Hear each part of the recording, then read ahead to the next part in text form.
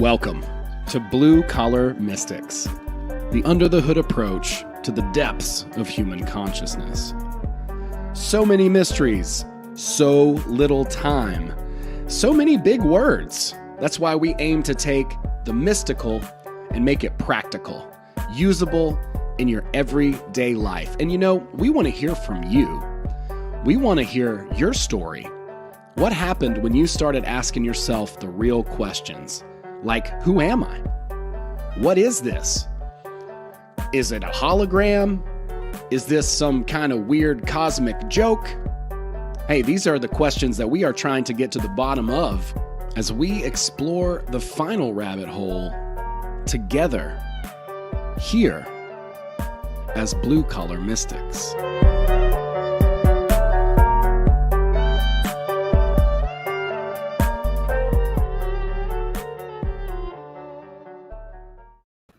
All right, everybody. Wow, we got a party here today. It's 2:22:22 at 2:22 p.m. Eastern Time.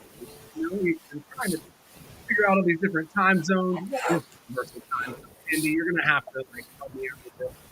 But I'm really excited, really grateful to have amazing coaches across the pond. We're streaming live all the way, and I really do have my favorite coaches, people who I think are absolutely incredibly talented, smart, wise, funny, and British. So it's going to be a lot of fun. We're going to be using words like top bloke, and who knows? We might even bust into a Chim Chim Chiru tune. I got my hat on. I'm ready to rock, and I'm super duper grateful. I really appreciate you guys. Guys, be sure to go check us out on Rockfin. If you're watching this on YouTube, just stop right now. Go to Rockfin. We're also streaming live in our Facebook group, at least for now.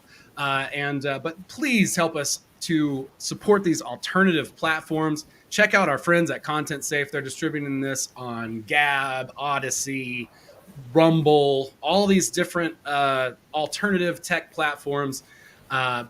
Definitely get on the wave. Be ahead of the wave because it's all starting to happen. Check us out on Rockfin as well there. Anyway, let's get this thing going. I'm really excited. Like I said, be sure to check us out. Connect with us on Telegram as well. We have a Telegram group, and I'll go ahead and start pulling. Let's just pull everybody into the stream, and we'll do some introductions. We got Mr. Daniel James, good friend, all the way from Nottingham, truthfully. Hey, Daniel. How you doing, Owen? You all right? Doing great, man. Thank you so much for being here. Oh, my pleasure. Yeah, man. My good friend, Indy, he's in London. Hi, Indy. How you doing? Hey, guys. All good? Good to be here. Awesome. Paul Cope. Paul, where are you coming from? I'm in Liverpool, in England. That's so cool, dude. I've never met anybody from Liverpool. And of course, Mario West, the lovely, the talented. You tag London a lot in your posts. I do, because I was there for 3 years. And then just before the COVID, my work visa vanished. So shit happened. The COVID might be why YouTube no lace goose on. Okay. Right. It might be something like that. I'm so sorry. That's okay. No worries. Hey, That's why I say Seven. I just say that and nobody knows what I'm talking about. That makes sense. It's a shame to have to speak in code, but we'll do what we got to do. And we're not here to talk about that today anyway. It's all good. I really want to give everybody the opportunity to talk a little bit about, their work, what they're doing, and how we can help people who are looking to change, looking to transform. 2/2/22, it's Tuesday. That's kind of weird. A lot of people are saying this is a portal day. I don't know what the hell that means, but I do want people to have the tools, the resources, maybe some insight into getting where they're trying to go. How can they propel themselves and get to the next level of their stage of growth? Daniel, I have been following your work a long time, and I would love it if you'd tell us a little bit about what you do and how you got started in what you're doing. Awesome. So I don't actually know where you want me to start, but fundamentally, my origin story starts back from basically being bullied at school. That's essentially where it sort of started. I'm not going to spend all my time back there. But essentially, I went from this kid at school getting bullied, low self-esteem, really struggling to find out who I was. I was just a really, really lost child, had very, very depressive tendencies, mild suicide thoughts, and I knew nothing about anything. Didn't know anything about mindset, mental health, spirituality, the universe. I just kind of existed and was. I then went to America on a football scholarship, living the dream. Came back to the UK, started personal training and got into modelling. So I was on the front cover of magazines, living my quote-unquote best life, see me on Instagram, like literally on boats with these models and all this sort of stuff. But I was very, very depressed and essentially didn't want to be here. So I essentially hit rock bottom, lost everything. So completely destroyed my personal training business, lost all my clients, pushed everybody away, hit rock bottom and then realised I had to do something about it. And when I basically went through the journey and got myself to the place where I'm at now, I got annoyed and angry that all the information I found was so simple, yet no one was talking about it. So I basically made it my mission to try and help people never have to go through what I went through and never feel as bad as I felt. So that's basically where I started. I now go into schools. So I public speak on mental health in schools, basically trying to give the kids the information that I wish that I had. I also run a very successful personal training company now. So I've got 5 coaches that work for me. And I've run a very, very successful podcast as well. So that's basically where I'm at, my little origin story, my little bit in the middle, and then basically where I'm at now. Then just trying to get this information out there to people. Man, that's awesome. Yeah, I know how passionate you are because as soon as you started the Prime Life Project podcast, you know, I was honored to be on there. And you were talking about how like you were doing it a certain way, you're like, and it cost me money. And I don't care, you know, because ultimately it's not about that. It's really about transformation. And I've seen some people in this business who shall remain nameless, of course, that maybe just didn't understand that. You know, I can remember seeing a testimonial at one point and being like, oh my God, this person is like, you know, giving this great testimonial. And I remember the response was, oh, you know, that reminds me why we do this work. I'm like, if you need reminding, maybe it's just not such a great fit. Well, that's the thing for me, though. When I was doing the business originally, I think people might be able to relate to this. When I first started doing it, I was all about making money. That's all I cared about was making money. How much money can I make? Like money, money, money. And that was when I was at my lowest. As soon as I flipped it to how can I actually help people, the money just came. And that's a whole other kettle of fish, like the universe. I love that. Yeah, I find that that is absolutely the way it rolls. So thank you for sharing that. Indi, tell us a little bit about yourself. This man has an incredible story. You've been on my podcast as well before, so if you can make it somewhat brief. Good question. So I guess for me, life's always been about, I think people always look to the external to give them their sense of purpose and validation. We always feel like once I meet someone, I'll feel loved. Once I have this opportunity or career, I'll feel happy and feel successful. And I'm always telling people that the very thing we seek, we're that. And the journey is about the self and returning back to ourselves. So ever since I was a kid, I always questioned reality and kind of got into this journey of understanding myself from a young age because I kind of dealt with my bit of depression, feeling like a fat kid, not feeling confident myself. And it's all got me into training. And ever since I can remember, my purpose has always kind of been to just help people realize how amazing they are and give them tools they need to kind of live that life of empowerment. My journey itself, I'm trying to condense as much as I can, but yeah, growing up, I had a lot of suicidal thoughts to a point where when I was 21, I was given 2 days to live. So I was literally crossing the road and I got hit by a bus. I had a fractured skull and a brain hemorrhage, rushed to Charing Cross Hospital, London. And the neurosurgeon said to my father, I had 2 days to live. After 3 days, I walked out. And then I realized that all that kind of negative belief and inner dialogue I had in myself manifested into that physical event. And that's when I kind of realized the kind of potential of our ability to move forward if we just had that kind of faith in ourselves. So from there on, I kind of made it my purpose again to be there for others. I became a PT when I was 18. So that was a very long time ago now because I'm an old geezer now. But and then I still had my kind of limiting beliefs and I still doubted myself. And I had this thought that I could save people. So I always gave my energy because I had an infinite amount of it. And to the point where when I was 26, I was kind of knocked back down again. And I was diagnosed with stage 3 Hodgkin lymphoma. So I had a year of chemotherapy and I overcame that as well. So for me, my journey has always been like trying to help others, but forgetting that the most important person was me. I've always had this tendency that I had to be selfless, but I realized there was no such thing as a selfless act. And that I had to be selfish, and that meant being selfish without losing my integrity. So for me now, so I'm an online coach and a one-to-one coach as a PT. I have a successful business there. What I'm trying to do moving forward is something I should have done a long time ago, because I had my limiting beliefs and fears. But the goal for me is kind of moving forward is a podcast and public speaking. Things, again, I should have done a long time ago, but at the same time, where I'm at now as a person is the right time to show that person to the world. So yeah, that's a bit of me, I guess. Excellent, man. Thank you for that. Yeah. And I feel the same way about things too. I'm like, I wish I would have started X thing earlier, whatever it is, it's like, but it is all unfolding exactly. That's it. I guess it's one of those funny things. Like I remember posting about like all the stuff we talk about back in 2010 and Facebook and Instagram, and people would belittle me. They'll laugh at me because it wasn't the cool thing to do. Like now, like everyone kind of glorifies mental health, and I'm like, yes, everyone's got a story, but why do we need to do it so like we make it like it's this kind of thing that's something new, when all this stuff has been out there forever, but now because it's the thing to do, people just kind of jump on the bandwagon. So I always held myself back because I thought I was wrong, because the whole world said the definition of success was great job, money, family, all that stuff, but I didn't value that. For me, waking up, being able to train, making someone smile was my definition of success. So now it's time to shine, basically.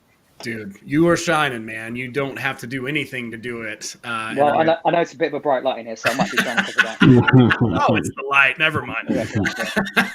Well, shit, man. Thank you so much for sharing. And that brings me to you, Paul. Paul Cope, man. I'm so stoked to have been able to meet you. Actually, a friend of mine who was a client of mine said, you got to check this guy out. His book's amazing. Then she sent me your book, and you were kind enough to come and chat with me. So, dude, thank you so much for being here to hang out on this portal stream and get a little bit in depth with us. Tell us a little bit about your journey, because you have an amazing story as well. Yeah, well, firstly, my pleasure, mate. It's for anyone out there, actually, one of the things that people always say about worrying about changing their life is leaving like old friends and family and stuff behind. And I think this is a perfect example of how good it is on the other side of that, because you get to meet all these incredible people you've got loads in common with. It's like, wow, meeting you and Dan is genuinely one of my favorite things in the whole transformation process. So, I've literally been with Dan for 3 days talking, so I've got to try and stick it in your face. Like talking for like a minute. But I always think it's funny, like when Indy was talking then and Dan, it's like the question is, can you sum up your life in 1 minute, please? I'm like, so my very short version is I went on like a very like corporate standard path. I think I was sort of shepherded down a path to become a lawyer. So I spent my whole life wanting to be a corporate lawyer. Became a corporate lawyer, worked for some of the like biggest and best law firms in the world. Ended up setting up my own businesses, and then at one point, the very short version is, at one point from the outside, if looking in, I looked like I had everything. Like I had a thriving business with the city centre office with glass walls and a sports car and a flash city centre apartment, a beautiful wife, owned 5 properties, had another online business, and it looked like it was amazing. Like I was going to be a multimillionaire. And then at that point, I would say at the point that my parents were the like most proud, probably, I was at my lowest. So I was depressed, and I used to say suicidal, but I actually wasn't. If suicidal is planning to kill yourself, my dad, when I was growing up, was an insurance man. So I knew that like my life insurance wouldn't pay out if I killed myself. So I used to sit and plan how I could get someone else to kill me. So it would, like, the insurance would pay out. That's how dark it was. And I just got to a point where I completely ripped it apart, dived into therapy and coaching and learning from all over the place, completely transformed my life, had chronic health issues as well, which I healed from, and just came into this world basically and loved it so much. I was then, like, as most people do, wanted to share what I knew. And there was a point where I actually thought, well, what's the point? Because there's already loads of people who talk about this stuff. And then I would say to other people I know, watch this person or watch this person or listen to this person. And they'd often come back and go, oh, I didn't really like the way they said it. And then I just realized one day, like, one of my superpowers, even when I was a lawyer, was being able to bring lots of information together and explain it to people in a way that makes sense. So I was like, right, I'm going to do it myself then. I'm going to start. And that's what I did a couple of years ago now. And where I am now is coaching people all around the world. just about to, I did my first live event this weekend that Dan came to. And yeah, wrote a book. So very similar to the rest of you, probably very similar to what Dan said, like the whole point of the book and things like that, and the YouTube channel and stuff, is to just get as much information out for free as possible to people, just to spread the word, because when you know how powerful this stuff is, you just want people to know about it. Yeah, that's awesome, man. Yeah, I know everybody here, Maria included, who does really incredible work as well. Like, she's looking at the underbelly of all kinds of shit that I don't even think I would want to poke around in. You know, like each and every one of us have really experienced some serious lows, some darker places. And it's kind of funny to hear the story of, I had all these things. I looked really, successful from the outside looking in. And I think we all have a lot of passion and respect and compassion for anybody who's kind of struggling. I would love to talk about that. I would love to talk about digging ourselves out. Honestly, like, it can happen anytime. I feel sideswiped on occasion, and I'm like, what the hell just happened? I just got punched in the gut, or I got all this mucky energy to kind of like somehow move through. One thing that's helped me a lot is just having a sturdy and steady like purpose, like knowing that. And then if it's kind of shitty, then I can still usually move through it. Okay. But at the same time, I'm certainly open to other ways to kind of approach this. I know a lot of people are probably hitting the dark night of the soul now too, as well, as they start to ask themselves some questions about what they're being told about the world and these types of things. And that's my passion too, is to really try to meet people where they are and help them to understand a lot of these things. I think my superpower is similar to Paul's, where I can kind of bring and cobble a bunch of information together and build a little nest out of it, like kind of synthesize some of it together. But I love your approach, Paul, because I hear you say so many things that are kind of contrary to the mainstream self-development kind of ideas, Try spending the weekend with him, Owen. Like, you'll see how deep it goes. Like, when we're all talking, you see Paul, and you think it's a certain way. When we actually get to see him talk properly for 3 days, uninterrupted, for hours on end, you see the levels that he actually goes to. Tell me about what you guys have been doing. That's great. It's probably easier for Dan to tell you. I'm surprised he's awake after 3 days of listening to me. Honestly, genuinely. So I can't even really necessarily summarize it, but Paul, I think it'd be a really good idea for you to actually explain your diagram. Obviously, I know people don't have the physical diagram, but explain your view on like the typical self-help development world and then the real sort of reason of it. So essentially, Paul's thing is basically his whole thing for his book, basically his sort of coaching condensed down. And it's a lot of stuff I've done before, and a lot of, I think listeners potentially will have done it before, but it takes it to the next level. So one of Paul's main things is talking about personality types. So like basically who's actually coming onto the mic. So if you've ever seen that movie Inside Out, where you've got all these little like emotions, imagine that, but like different characters. So in different situations, like you've got your inner child, that authentic version of you that might not be able to deal with situations. So basically it's about like, right, how can we actually bring them to the forefront and actually basically get you back in control of your life? I can't even really necessarily put it into words. Like, it was 3 days, 10 o'clock till 7 p.m. I've listened to Paul. And I haven't typed up my notes yet on it because I've got halfway through typing up my notes, and it's very hard to articulate what it was unless you were there. But yeah, I'd love Paul to actually explain this sort of diagram to people, because it's something that I've not really seen before, but it makes perfect sense. Basically, like, yeah, Paul, try and explain your diagram to people, because I will just destroy it. People won't have a clue what I'm talking about. I wish I could show it to you. I've literally got it still on the board in a box right next to the computer. But I'm like, it'll take too long to get out. So I basically, one of my things is to try and like, the way my brain works is to try and condense stuff. So like, if I can, it's always thinking about how can I make this more simple to explain what this is, because people would always ask me what I do, and I'm like, oh, I never know how to answer that. And I would ask clients what they would call it, and they'd be like, well, it's sort of like therapy and it's sort of like coaching, but it's not quite like anything we've done before. And I was like, well, that makes sense, because I took loads of stuff from loads of different places and put them together.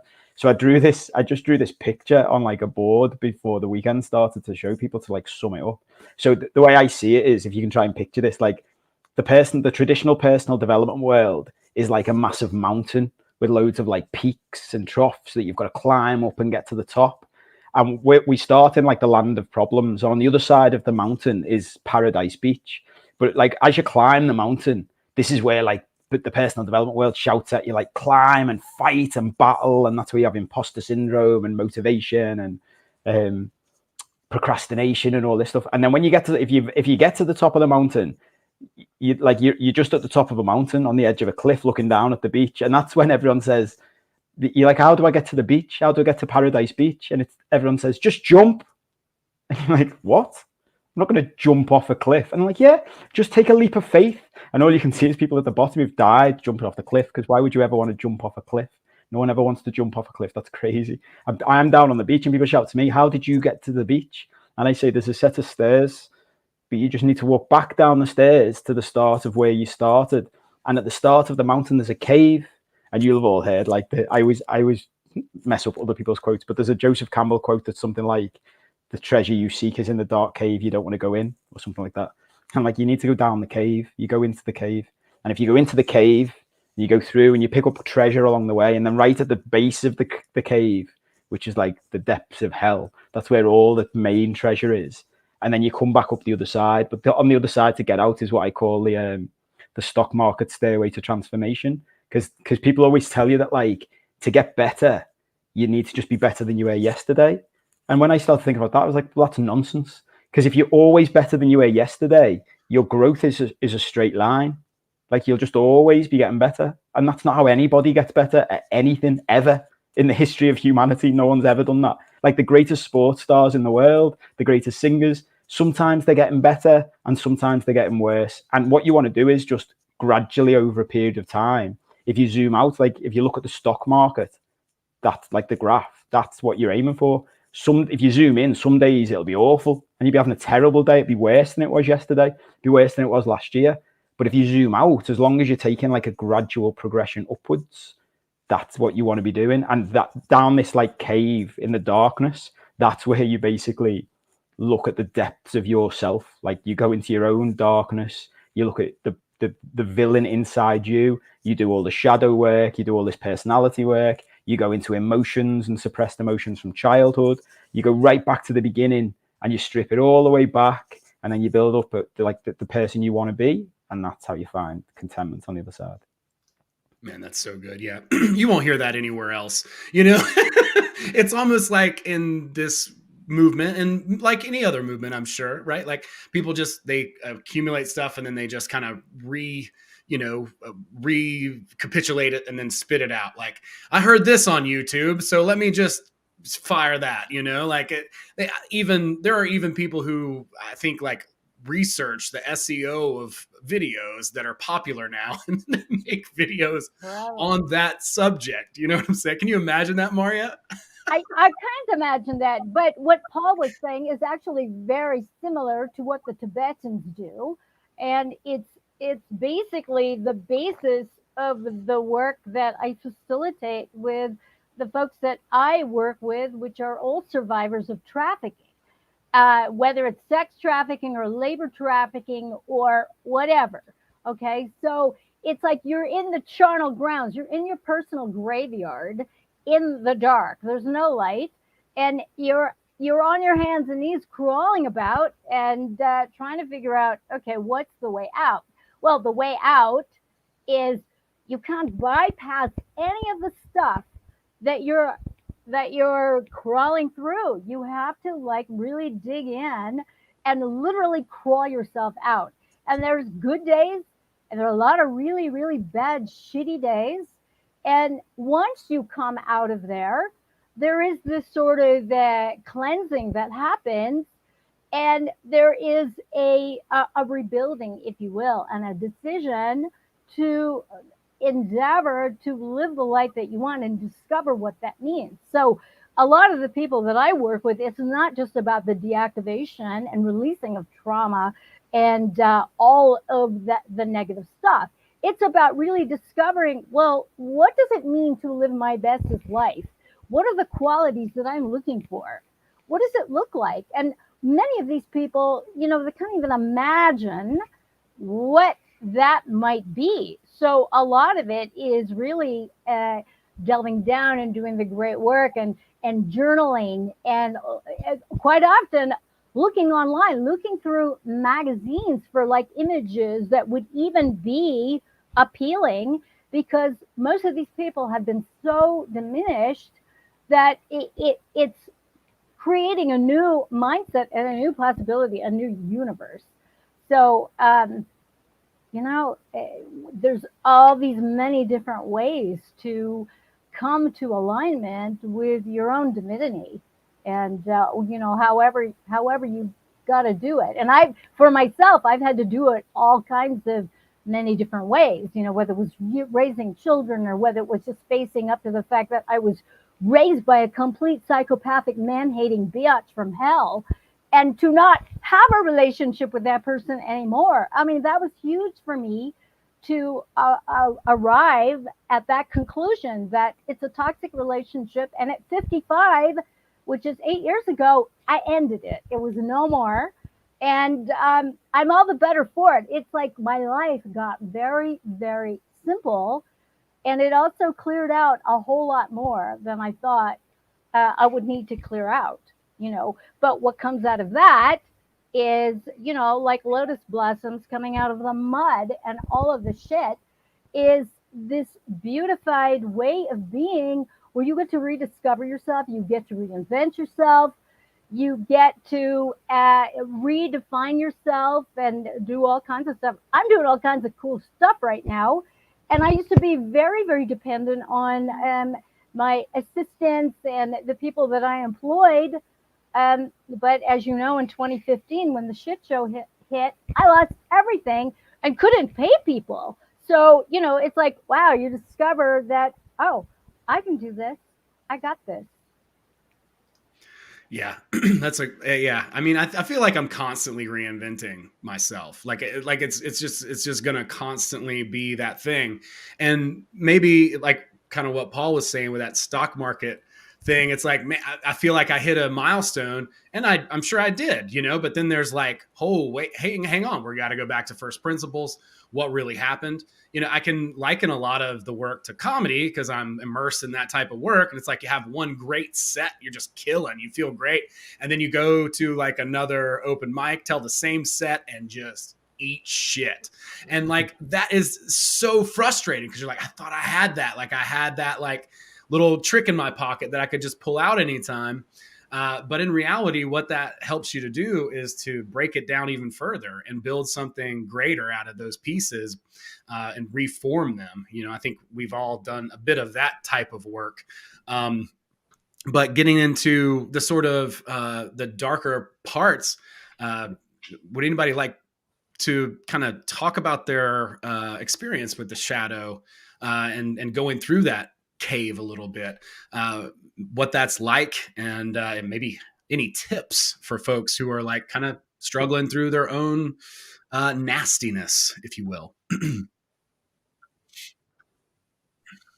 I'm really interested in hearing Indi's story, like, because obviously I've not heard that, and like, obviously with the stuff you've gone through, like you've not just gone through it once, you've gone through it twice, like, so I think when it comes to going for the darkness, I mean, I can't even imagine what that's like. So I'll be really interested to, if you wouldn't mind taking the lead, and then I think we'll all jump on after you. I guess it's how to try to phrase it, I guess. So for me, it was quite a young age of like just actually questioning myself and my reality, because I guess I grew up I was very introverted at heart, and I'd always be happy with myself and being in my own company, and I felt energized. But then I was like, why does everyone feel so, why is everyone out there having a good time, but then I'm quite content being by myself? And then that kind of, then I started to think about, hang on, I'm actually wrong. But then I was like questioning that. So what I would do with people is to say, ask yourself these questions, like how you perceive yourself, or what you think of like X, Y, Z. Is that your belief, or is that what someone has told you? In most cases, the people around you or society, and start questioning that. So for my journey, kind of going through that cave, I guess, was when I was in my teens. It was asking myself, actually, what do I want? And I think that's the fundamental question that most people don't know, is what do they want? And then from there, it was understanding why I felt the way I did. And how am I trying to say this? I guess it's, for me, it was always question, and look to myself as to, okay, why was I getting upset at this? And then I did my own kind of self-analysis. Like, I wasn't getting the love and acceptance I was seeking from my parents. So I would look outside, and then I was like, okay, but that's going back to my childhood, and because I didn't get that from then. So it was trying to work through that trauma I had from a kid and backtracking my journey. So when I did have those kind of suicidal thoughts and trying to do it, and then when I had my accident, the cancer, it wasn't, I would say those experiences weren't challenging because I almost approached them with a kind of a stoic attitude of like having this fundamental trust that I would make it through. And I don't know if that's a skill that you can acquire. Maybe that's just what makes me who I am, but it's just underlying trust I have in myself. The hardest battle was not the cancer or the accident. It was the 60 plus kilos I gained post chemotherapy. So for me, that was a really big thing for my sort of shadow work, because everything was tied to how I looked. I'd be ashamed to go to have a shower in the gym because I thought people would laugh at me. So that was kind of a humiliation wound there. And that thought process was backtracking to when I was younger, of how my image affected me growing up and how I felt left out. So it was more, for me, it was kind of looking back to myself to find the answers to move forward, if that kind of makes sense, I guess. Yeah, it does, man. I I think that like one of the common things I think that we all deal with, everybody, is that sense of self-worth, like understanding and valuing ourselves, like it's real easy, I think, I can just speak for myself, for me to value somebody else, their skills, their abilities, not necessarily pedestalizing them, but just admiring what they can do and what they're capable of. But when it comes to my own self-worth, it's a little bit more difficult sometimes to experience that, or to see the appreciation and those types of things, just on an individual level. And I know it's true for sure for what the folks that Mario works with. I mean, can you imagine being through something like that, and how your view of yourself or other people's view of who you are to them would affect your perception of self? So I'm really I'm really interested in maybe digging down a little bit in that, because what I can tell from self-help and all of this stuff, whatever it is, it really does amount to self-worth and just believing that we're enough, we're okay the way we are, there's nothing wrong with us, of course we want to make some changes and improve, there's nothing wrong with that, but really self-love and self-appreciation. I think that's one thing I'll always tell people, is I was like, all you're doing is simply polishing the diamond. If you're kind of thinking that I need to gain X thing to get a level of happiness or success, then once you achieve it, there's going to be that very finite moment of happiness. And then you're like, what's next? And then you'll go back to square one again, and you'll be like, okay, I need to chase another goal, chase this other thing. But it's like, hang on, why don't you come from a point of view of, it's never about the goal. The journey is where the real growth occurs. So when I set intentions or goals, however you want to define it, I'm not looking for it to like, how am I going to achieve it? I'm more concerned about the process from getting to A to B, because I'm coming from a point of already being happy, loved, and feeling acceptance of myself. I'm not looking to the external thing to give me that. I've already got it. So for me, it's what's the process going to be to achieve that? So once I do it, I look back and think, that was a good little, putting the dots together, and here now. So what's the next process? And if I don't get it, I'm still like, okay, I've not lost anything. I'm still the happy, funny fellow that I am, because I wasn't looking for that to give me what I needed. I already had it. It was just a case of, I'm kind of going on this journey, and it's never about the destination. And I've always believed in, like, if I was to kind of ground myself in a philosophy, I've always kind of, there's many different things I studied from a young age, but the kind of the philosophy of like non-duality always comes to me, in the sense that, how we perceive reality is defined differently to everyone's perception of reality. So when I was hit by the bus, I woke up in hospital and I said to the neurosurgeon, yeah, that's fine, I'll try a double decker next year, laughing about it. But for him, he's like, oh my God, you're going to die. I'm like, that's fine, I'm all right. Give me my packet of Haribo's, my Lucozade, I'll be fine. And but from an outsider's point of view, they were in my seat as the worst thing to happen to me. So it's perception, so perspective, sorry. I've always been like, we live a very reactive life. People react.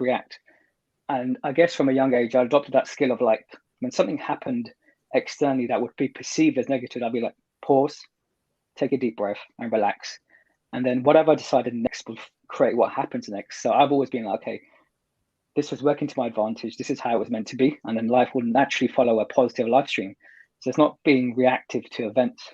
That's what kind of my kind of faith was in trust. I would say I'm definitely a man. That's what makes me who I am, is this kind of underlying trust in life and love. Like when people say to me, you know, what stopped you from taking your life? Why you didn't give up when you had your chemo and your accident? I was like, give me a reason to stop. You know, yes, okay, these things have happened, but I've still got a roof over my head. I've still got clothes to keep me warm. You know, I could wake up in the morning and I have a choice of not 1, 2, 3, 4 options for breakfast. Then I have lunch and dinner. So give me a reason to be upset. Okay, cool, I got hit by a bus, I got cancer, so what? I know I'll be fine. You know, so it's that attitude I've always had of like, there's never a reason for me to actually be upset. That doesn't mean I don't acknowledge those feelings when they come. So when I do feel upset, I allow those things to have their space, because it's not wise for me to hide them away, because all I'm doing is blocking a part of myself. So it's letting those things come to the surface and then letting them just pass by like the clouds. So again, it's being the observer of my reality and also then being its star role as well. So it's choosing when and how to kind of respond to things that happen. So it's very much like, don't react. If something happens, have that stoic attitude of like, cool, everything's going to work out. And it does. And life is that. And I'm a very firm believer that life is like a dual mirror. Whatever you put out there, you get back. Same conversation I had someone say, she was asking about having the ideal boyfriend. I said, well, become the ideal person then, and you'll get what you seek, you know? So it's all a mirror, you know? So, that, I guess when Dan was asking like, what's the process? I can't really pinpoint it. I've just kind of had this very happy, childish attitude in my life. And I definitely kind of relate to Winnie the Pooh, you know, when he has that kind of, that stoic Taoist mentality of just like, yeah, you know, I'm the fat bear. I love my honey, but I'm going to just go with the flow. And there's so much wisdom in that little character that we forget. And again, back to the whole personal development world, there's all these complex ideas and formulas, but the truth is it's so simple. You know, you don't need to do all these things. You don't need to read all these books. And again, everyone's just regurgitating the same old stuff. And fair enough, it may make a difference to people. But what you find in most cases is that people are going back for more, because they haven't learned the lessons. And they're looking for that book or that coach to give them that sense of value, that purpose, when in truth, you know, they should have taken the lessons away. So I'm hit and miss when it comes to the personal development world, because I've seen the negative sides of it and the positive sides of it. So I always think, admire people for what they have and what they've achieved, but never put someone on a pedestal, because everyone's got their contrast and everyone is equally the same as you, and it's always a level playing field. Yeah, I love that. I love the polishing the diamond analogy. That's really, really good. You know, I think that says a lot about our natural state. And Well, if you want to look at it from a biblical terminology, you know, we're created in God's image, I guess. So, and if we see God as perfect, then I guess we, some degree, must be like that as well. I genuinely believe that when we're born, we have the blueprint. You know, we're free. When we're little kids, we don't care if we jump off a sofa. We'll know we'll land. But then it's the things that happen around us. The don't do this, don't do that. You've got to be this, you've got to be that. They start to cotton wool us, and we lose that magic. That's why we think we're the adults, but truth be told, we're still that child crying out to be heard. And that's why it always goes back to that childhood trauma. You know, all we are now, we're just big kids, you know, and we think we're cool because we're like 40, 50 years now, we've got all these things, but now we're still that little child crying out for that love, for that acceptance. But in truth, what we're crying out is for our own approval, you know, and that light we seek is what we're giving out. And I always think life is a journey of returning back to that full circle. Very hero's journey. Yeah. Well said. And also, like, as one point you said there, Indy, I love the fact that you mentioned about like validating your feelings as well. I think that's a big thing, like especially in the self-development world. Like as you said about people put themselves on pedestals. Like no one is perfect and no one is happy all the time. And when stuff happens to you, like you're going to get these feelings that it's not like doing. You're going to be upset. You're going to be angry, and that's fine. I think a lot of people do try and push down those feelings. And again, especially in the self-help world, it's like I know Tony Robbins wakes up some days and he's not happy and he gets angry and he's sad and he's annoyed. But the difference is he knows what to do about it to just make it last a couple of minutes rather than a year. And that's the thing. People don't have the skills to know that. And that's the thing with India. I just wanted to point that out there. One thing. Oh, I've also, if you said one of the biggest things was like the fact of I mean, yes, you're in this amazing place, you've understood all this stuff, but it's like, yeah, do you know what? Like, I allow myself to feel these things, and when they're negative, because again, as you said, just observing it and not getting so engrossed in it that it consumes your entire life. I mean, at the day, if life was all roses, it'd be a bit boring, wouldn't it? It's like the Matrix film when they talk about the first Matrix was created. And don't get started about the Matrix. That's another podcast. That's another podcast.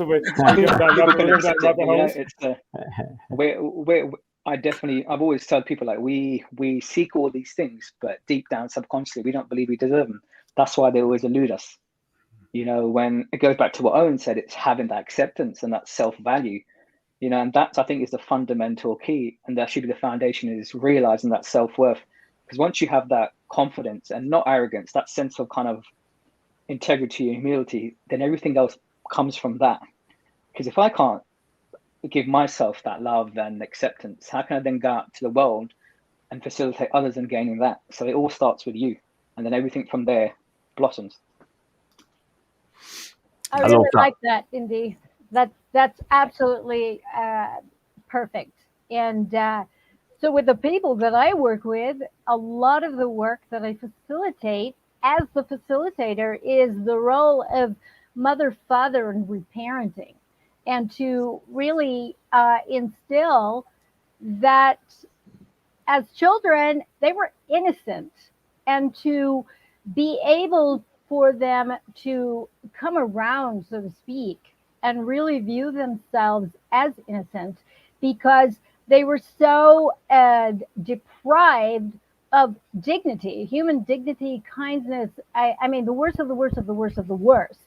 So many times when I start working, particularly at the beginning, before the onset of the internet and utilizing telephones, I would have these initial sessions in another room, because these survivors were so brutalized that they couldn't have another person in another room or in the room with them. So quite often we would be back to back in different rooms and speaking through the walls to make the connection.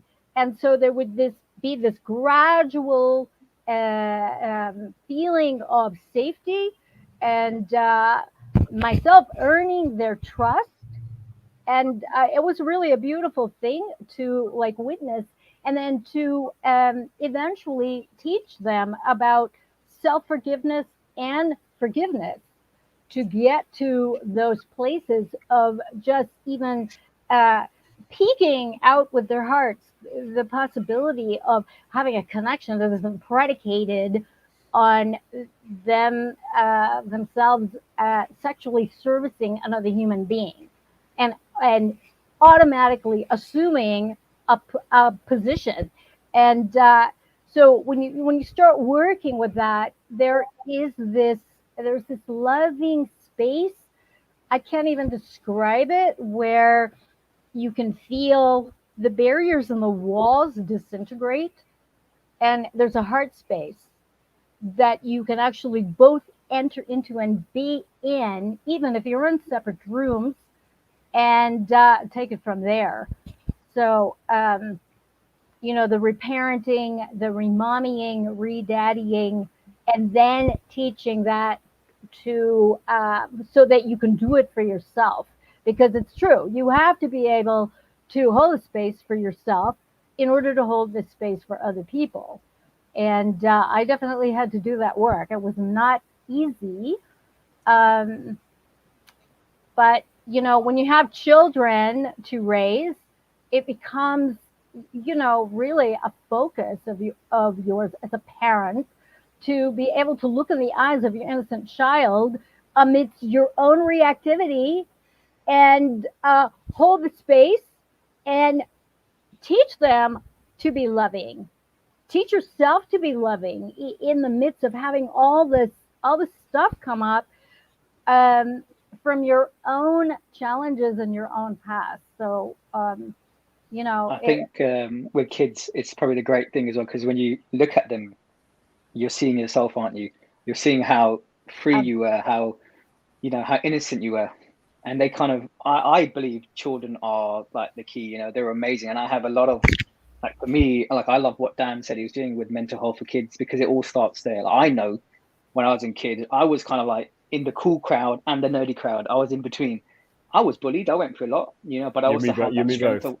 Yeah, I also had that strength of will to say no. You know, if someone, I'm not a fan of bullies, and I've always fought for the little guy because I know what it's like for someone to knock you down, you know, and people to laugh at you and to feel that humiliation.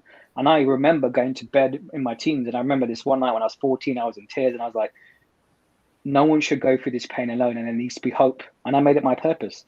And then from there, I did so, but I made the mistake of, again, putting myself last and feeling like I had to facilitate others. Like I had this metaphor, I used to be a big powerlifter, strongman, and I had big shoulders, and I was like, I literally carried the weight of the world on my shoulders because I thought I could facilitate others by taking their pain onto me. Realizing, and two occasions the universe knocked me down and said, dude, take care of yourself. You know, and I go back to that thing when you're in a plane and it's like, give yourself oxygen first. You know, and that's when I realized it was a tough lesson for me to say, to be selfish, because I was born and raised as a Sikh. You know, one of the core fundamental beliefs of our religion is to have a selfless act of seva or service to others. So I always thought it was wrong to be selfish. But then I looked deeper and I realized there's no such thing as a selfless act, because you still got to return, even if you felt good about it. Then I was like, hang on, if I want to be the best coach or facilitator, look after me, you know, and that meant not becoming like a right arsehole. It was like putting my self first with having that integrity. So then having those healthy boundaries of like, I'm going to help this person, but not that because they're not going to reciprocate or value that. So it's having those, again, healthy boundaries and working from there. Couldn't agree more. I was interesting with the bullies as well. One of the biggest things I've done when I've been doing all this work is forgiving a lot of the people. Because again, we kids don't know what they're doing. Like kids have got no idea. And like I said, I think you agree with this, Indy, as well. Like when you've got all the sleepless nights and you dread going to school and you're making excuses not to go into school for that reason, kids have got no idea what they're doing, and that's the worst thing. So when I'm going to schools, it's normally the kids that are the most troubled. They're the ones I try and focus on. Like the ones that are causing all the disruption in the class. Because like they're the ones really that need the most help. Like people put them on this pedestal, like they're the cool kids. No, they're the ones that are most struggling. And I remember one of the schools I went to, they gave me 15 of the worst kids in this school. And I got through half of my workshop, and one of the girls in the corner was crying uncontrollably, like absolutely hysterical crying. I was like, do you need to leave? Do you need to leave? And she's like, no. And crying. I was like, at the end of the class, she's still crying. I went over to her and said, like, what's wrong? And she went, you've made me realise that my dad leaving was not my fault. And then the teacher came into the room, and when obviously saw that girl, and I spoke to her in the break time, the teacher said, like, she is one of the hardest motherfuckers in the school. Like, she's one of the worst kids. Like, and I basically said, like, well, has anyone actually asked her what's going on at home? Like, what's actually, like, has anyone actually taken the time to speak to her? Because there's a reason why she's playing up. So that's my thing now. So when I look back from that place of compassion and being like, yes, these kids did all this stuff to me at school, but I look back now and it's like, it's made me who I am today. And then also, like, I look back and I'm like, what were they going through to think that was okay? And do you mean to actually want to inflict that kind of pain onto someone? So yeah, I think it's such a powerful thing. I think it goes back to like, forgiveness is probably another fundamental thing, because I had this growing up where I wouldn't say I resented my parents, but you know, they were tough on me. My dad was a typical tough Indian father, you know, didn't express his love, tough guy. Mum was too overprotective, and it made me feel a certain way. Then I realized growing up, they were doing the best they could. So I put myself in their shoes, and it was like those were the first kind of people I learned to forgive in myself. And I realized the power of forgiveness, because everyone is doing the best they can with what they have. And like you said, most people don't know what they're doing. And again, they're reacting. And children, for example, when a child is born, like a child thinks they're the center of the world and everything's about them. So when they see their parents arguing, they will naturally think it was their fault. And it's one of those things of realizing it wasn't your fault, and forgive yourself for that. You know, it was nothing to do with you. It was their own issues. But we inherently as children think it's our reason, we're the reason they're doing that. And then that kind of then builds these things that go on to the future and what we do to others.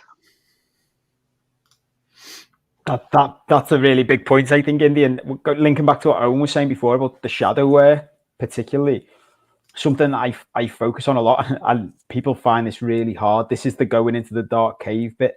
that I think a lot of the personal development and self-help world focuses on, what happened to us and forgiving other people, which is a huge part of the work, and it's absolutely needed. And there's another bit which is the dark shadow work, I think, which is, and in what way were you the bad guy? Like everybody, something I remember during my process one day waking up and thinking, there's 8.5 billion people on this planet, and if you ask everybody what's happening in their life, everybody will tell you what's happened to them. Very few people will ever go, well, guess what? I used to be a bully, or guess what? I used to abuse somebody, or guess what? And it's because the shadow, the way we put everything in our shadow means we can't see it when we do it. So loads of like the really powerful work I've done and take other people through is, Dan mentioned before, like a multiple personality exercise, which combined with a shadow exercise and it ties into the self-love thing. Like my core belief as well, like Owen's, is this all comes down to how your life and your problems in your life come back down to self-worth. And the toxic positivity world of like Instagram and the self-help world of stand and look at yourself in the mirror and tell yourself how much you love yourself. I was always just like, well, that's fundamentally flawed, because all you're doing is talking to the parts of you that you already like.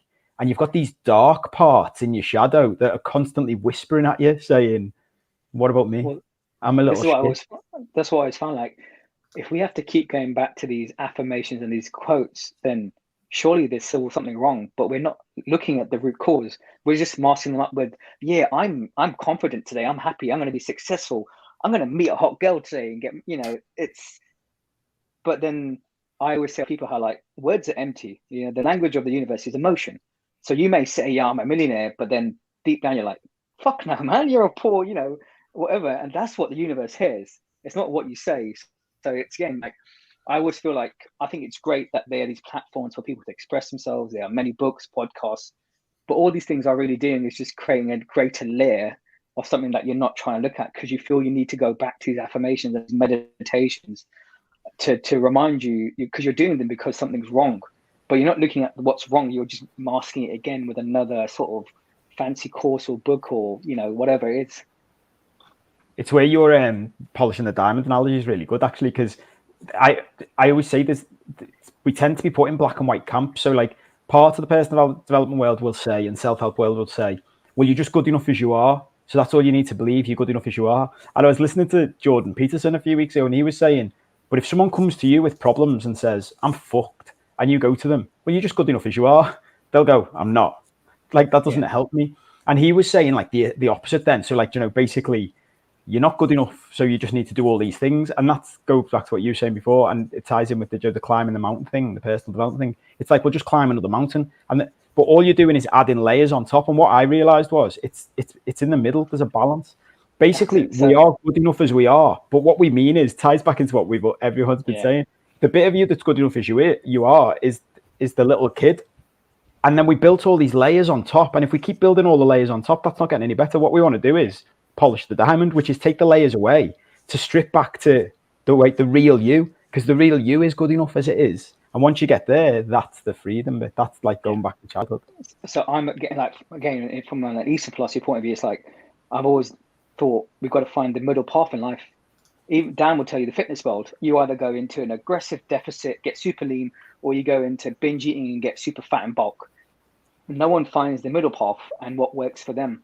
So I always said I wanted to write a book, and I would call it Find Your Way, because you've got to find that middle path that works for you. And one thing with the self-help world is it's one person's all these techniques and skills, but I may not translate with your skills and someone else may. So it's like finding your middle path and working on those things to find your way, basically. So I think, life is very much left and right, but it's like, what about the path between? Because we are darkness and we are light. And that's what makes me who I are. Because if I was always shining bright, I'm going to burn out. I can't go out there every day with a smile on my face, because I'm not going to be authentic to myself. It doesn't mean I won't go. I doesn't mean I'll go out there someday and I'm grumpy fucking like, oh my God, I'm sad. No, I'll have a smile on my face, but I'm also within myself saying, okay, have a moment to just sit down and relax as well. Yeah, man, that's really good. And I couldn't agree more. It's kind of funny. how much we can spin our wheels if we're not careful. It becomes this whole like masturbatory thing, right? To try to get to this thing, which is not fulfilling. But back to what Paul was saying, stripping those layers off and like the diamond analogy, letting all of that stuff just go seems to be a little bit more of a healthy approach. Because for me, the hard part is, what do I teach that's fundamental principle that's pretty much universal versus you are a unique individual and no template of Google Docs is going to be the right answer for success for you, right? Like there are certain things that if I say, hey, here's a bullet point of things, these things will help you. This is sort of the benchmark. But like if I want to be really the truest, most authentic expression of myself, then if I take somebody else's formula and apply it to me, I'm going to be just nothing more than a parody. Thinking about, if Jerry Seinfeld tried to be Rodney Dangerfield, it would be the worst. Nobody would like that. So each person has these like nuances in their development. But I think there are also some core principles too that also can be applied. So from my, perspective, that seems to be a bit of a challenge.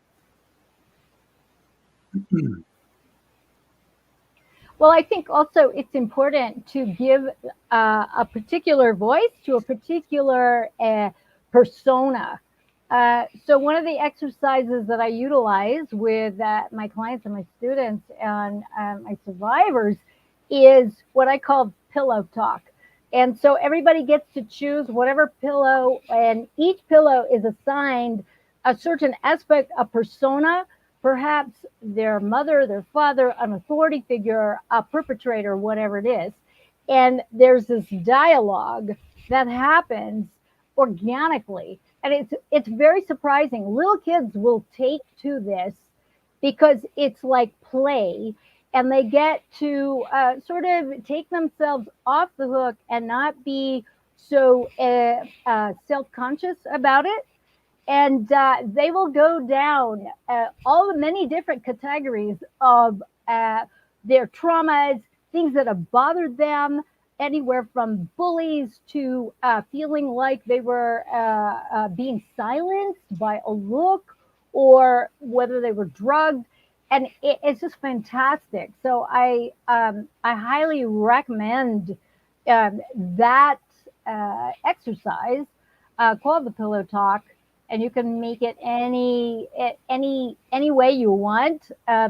One thing that's really great, especially with women who have been trafficked, is getting into the dialogue between the masculine and the feminine, and having that develop. And there are so many chapters of that integration of the masculine and feminine, not only within, but also examining the sort of perpetrators that these women, these survivors, have come face to face with, and for them to own their own authority, and giving that authority a voice, giving their victimhood a voice, has been really important in the deactivation of the trauma.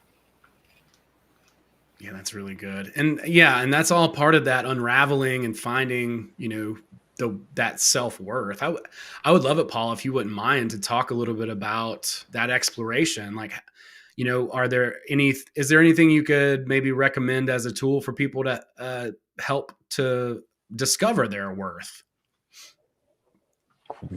That's a big question. That's the 650-page book. That's like that question is, sum up your book in 30 words or less. Yeah. Which is great. Your book is great. I highly recommend. You guys can go get the first 4 chapters absolutely free.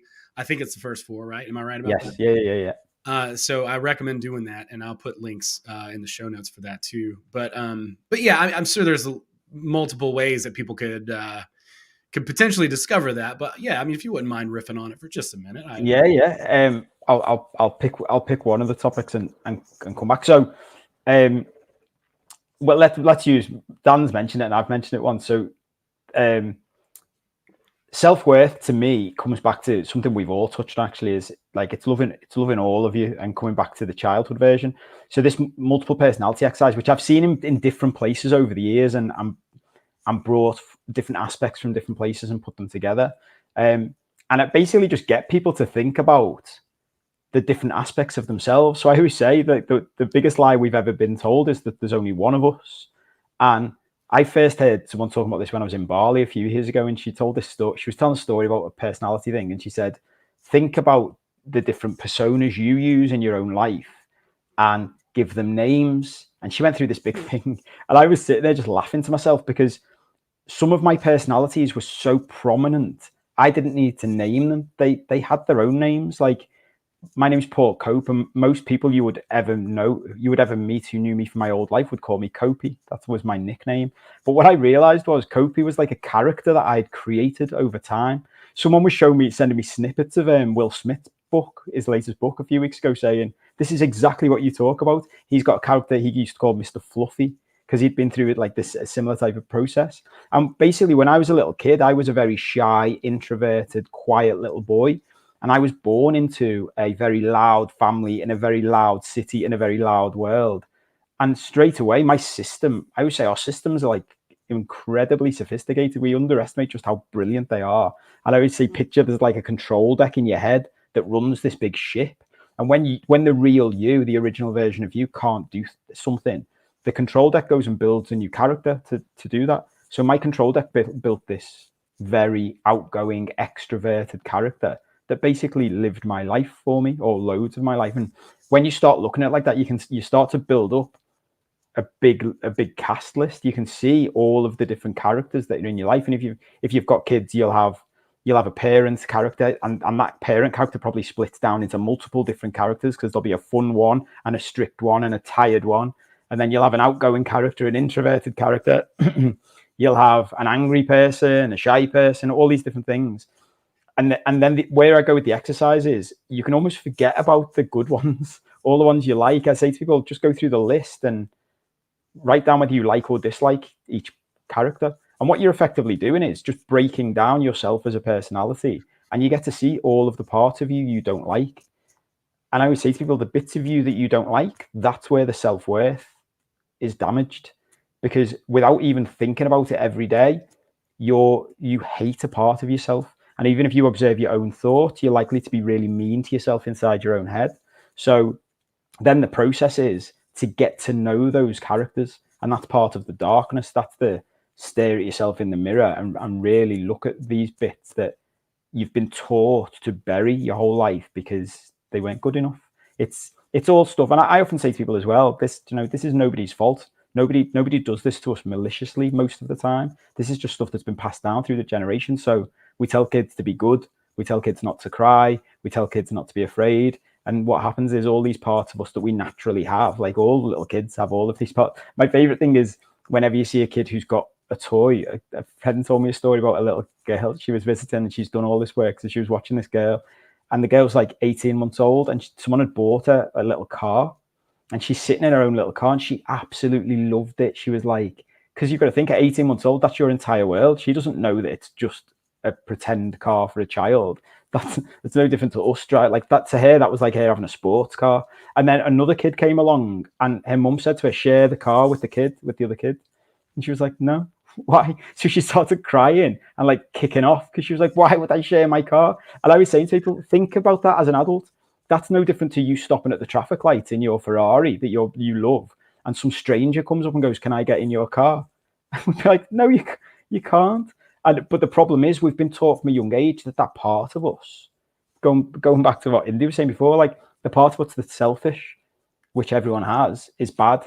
So we need to shut that down, and we shouldn't like that part of us. So then this work to build your self-worth again is to look at that part, learn what it's been doing for you your whole life to meet your needs. Because the thing about suppressing them is that it doesn't make them go away. They just meet our needs in darker ways. So the beauty of this work then is, once you look at it, you see what it's been doing subconsciously and unhealthily your whole life. You can then meet those needs in healthier ways. So being selfish is a perfect example. If you never ever consciously look after yourself and be selfish in healthy ways so that you can be selfless in other ways, your system will find ways to make you selfish because you need to look after yourself sometimes, and it will develop things like illnesses and stuff like that to make you shut down. So the work is slowly, and this is a simple, not easy thing, is something I always say. Like, it's a step-by-step thing. Think of your life as self-worth as like a power bar, and what your job is to slowly improve and increase the score on the power bar. So that's literally often just the way you talk to yourself inside your own head when you display these characteristics to accept that you're a flawed human being. I love the thing about light and dark. Like, I talk about that so much. It's nature. Everything is light and dark. Everything is yin and yang and balance. But we're taught that there should be no darkness. And as soon as you can just start to embrace and accept and allow that darkness, but in a compassionate way, this is not, it's something I always teach people, is this is not like a free pass to go and piss on everybody else's life and become an arsehole. Like, this is about being compassionate and being as good a person as you can, and at the same time looking at your own like darker characters and learning how to love them for what they've done for you. Man, so good, dude. Thank you so much for sharing that. Owen, imagine that for that long. I spoke on the weekend, like 10 a.m., 10 o'clock in the morning till 7 p.m., Friday, Saturday, Sunday. Mate, I'm telling you now, my mental state yesterday, I cannot remember the last time my brain was so fried from the weekend. So that was just a short snippet. Imagine him just going in like that all weekend. Like that was what I've just experienced. And again, absolutely incredible. Like, yeah, Paul, absolutely amazing. Face melting it must have been. I've just ordered your book literally now, so I look forward to reading that. Thank you. Yeah, dude, it's good. Yeah, that reminds me of something I read in your book too. Is I believe you say, correct me if I'm wrong, there's no such thing as self-sabotage, something along those lines. It's these parts of ourselves that are protecting us from certain things, keeping that selfishness, because we're afraid to look into those darker parts, I think. And the more we repress those, the more this little weird thing comes up, but that's really attempting to help us, right?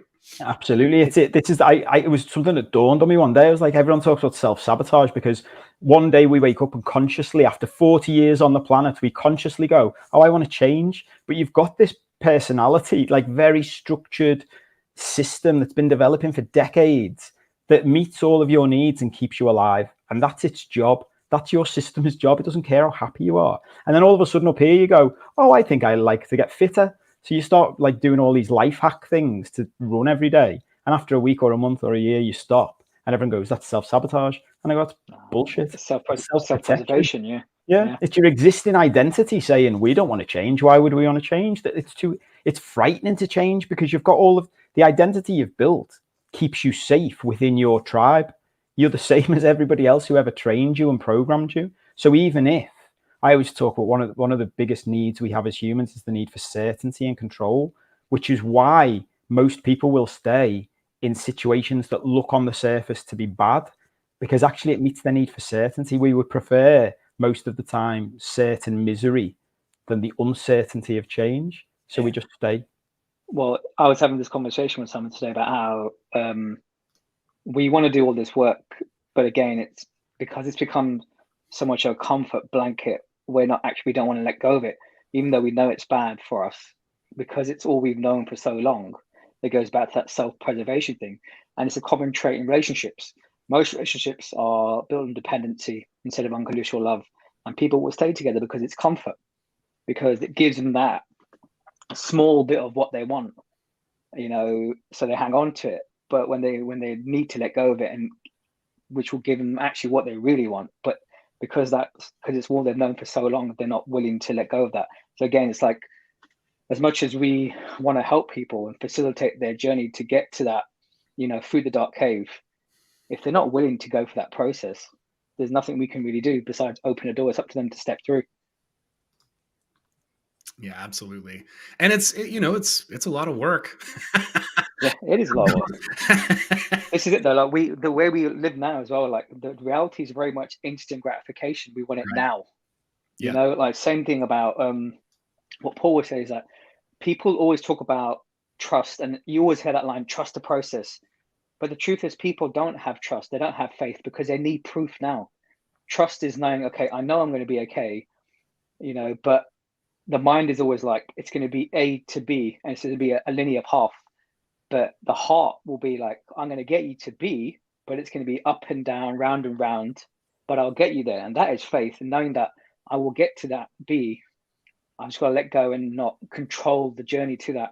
But again, it goes back to wanting evidence now, wanting instant gratification, wanting proof now. And it's just the nature where the reality is, and like, there's a time for instant gratification and time for delayed, and when it comes to the personal development, it's definitely a case of it being a process. And it doesn't mean you're going to be 100% by tomorrow, the next day, a month, year. It could take years, but as long as you're willing to invest in that, you'll get there. But the way, again, the reality is now everyone's on a fast-paced life and they want things now. They're not willing to put that work in because it takes time, and most people will say they don't have time. When the truth is they have time, just don't prioritize it accordingly because it's not on their hierarchy of what matters to them. On that point, I had one that came up a couple of weeks ago, and it was, I love it when you're in coaching sessions and you get new things that you can use in other places. And the client said to me, he's done a couple of sessions, and he said, I just haven't got the money to do this like long term. And I already knew from past conversations with him, like he told me how much he earns. Like he earns like 10,000 euros a month and spends something like 5,000 euros because we've done this analysis for him to like as a practical exercise. And he said to me that the phrase, I don't have a magic money tree. And that's a like common phrase, isn't it? But the same would apply for time, isn't it? People would, if that was a phrase, which I don't think it is, but let's invent it. I don't have a magic time tree. And I said to him, the funny thing about magic money trees is everybody's got one. You just don't think you do. And I don't know whether you'd have heard this in the States, but that got bandied around when Theresa May was the Prime Minister of the UK a few years ago. There's no magic money tree. And I said to him in this, I went, look, even at governmental level, there's never a magic money tree when the conversation is about taking kids out of poverty. But if we go to war, I've never known there not to be a magic money tree. And it's the same with this. I said to him, look, and there's no judgment. If you're not ready, you're not ready. One of the biggest things I say to people is, don't bullshit yourself. Like, if you're ready to do the work, do the work. If you're not, go easy on yourself. You don't have to do the work. And I said to him, think of it like this. If one of your children tomorrow fell ill and someone said to you, they're going to die unless you found £500 a month, would you find £500 a month? And he went, yes. And I went, there's your magic money tree. It's just about how much you want it. And I have a lot of sympathy with people because I always say to people, look, when I changed my life, I always ask this one very basic question.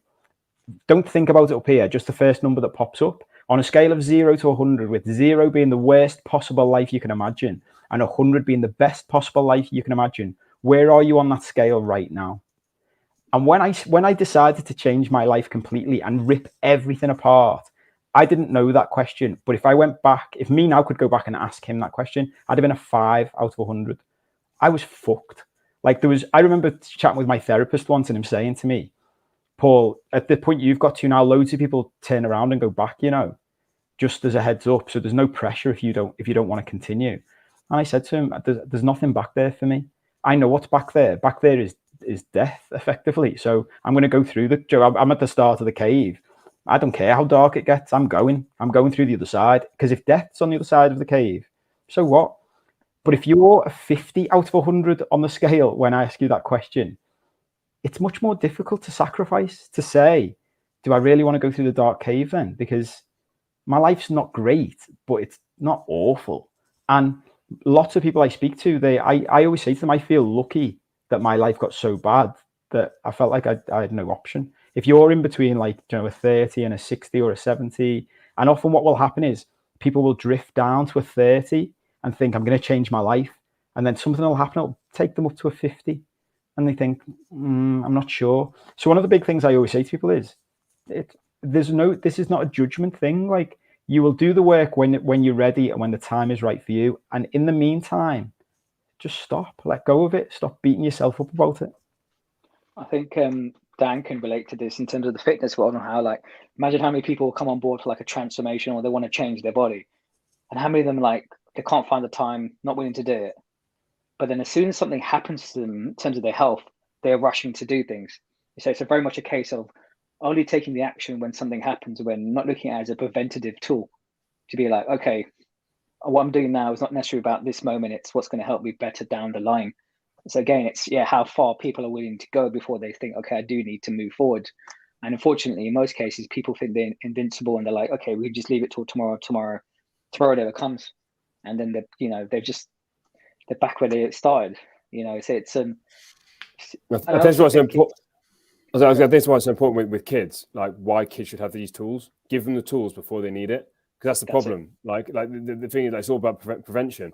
Like I think Paul mentioned it multiple times at the weekend, and the same thing for me.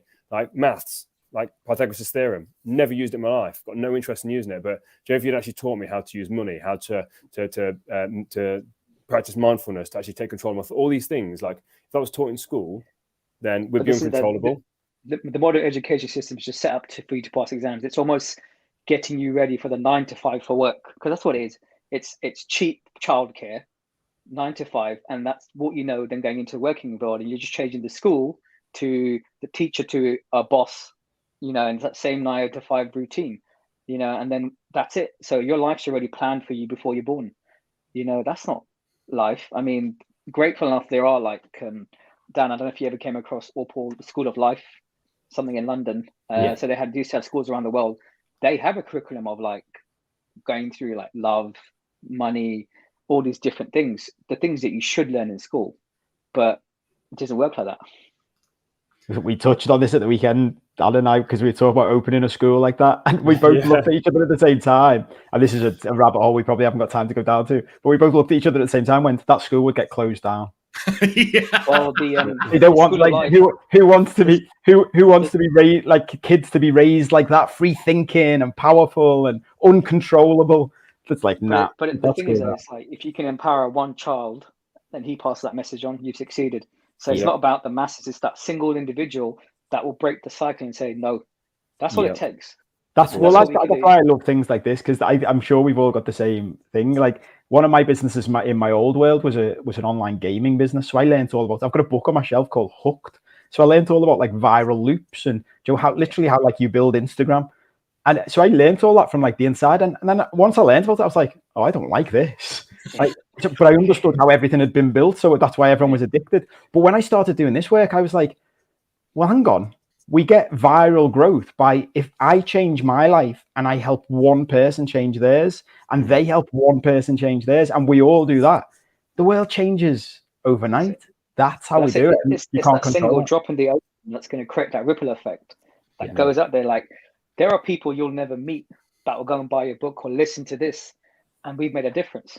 So you don't know the effect you have, but again, it's like taking that step and doing it.